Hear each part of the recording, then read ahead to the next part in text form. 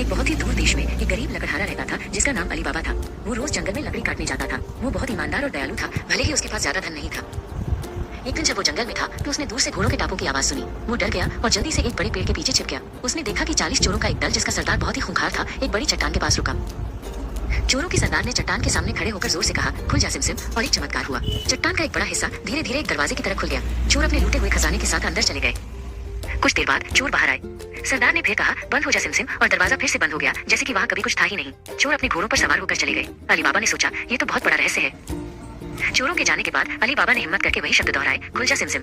चट्टान का दरवाजा खुल गया। अंदर जाकर उसने देखा कि गुफा सोने, चांदी और रत्नों से भरी हुई थी। उसने लालच नहीं किया और सिर्फ एक छोटा सा थैला भरकर घर लौट आया। अली बाबा ने अपने बड़े भाई कासिम को ये रहस्य बताया। कासिम बहुत लालची था। उसने अली बाबा को मजबूर किया कि वो उसे गुफा का पता बताए। कासिम तुरंत गुफा की ओर भागा ताकि वो सारा खजाना ले सके।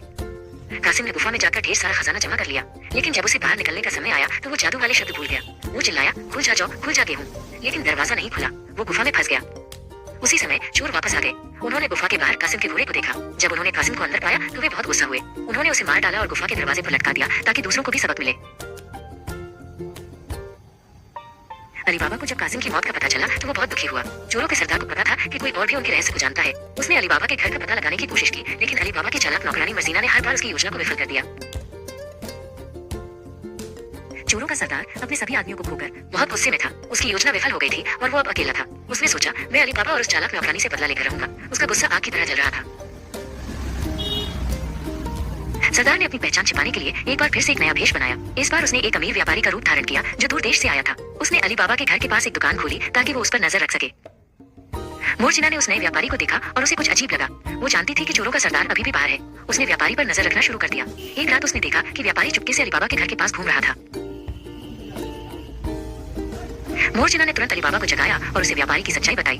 जब सरदार ने हमला करने की कोशिश की तो मोरजिना ने अपनी बहादुरी और चालाकी से उसे रोक दिया। उसने सरदार को पकड़ लिया और उसे शहर के अधिकारियों को सौंप दिया।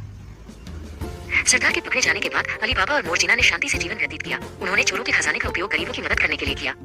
अली बाबा ने अपनी वफादार और बहादुर नौकरानी मसीना को अपनी बेटी की तरह मान लिया।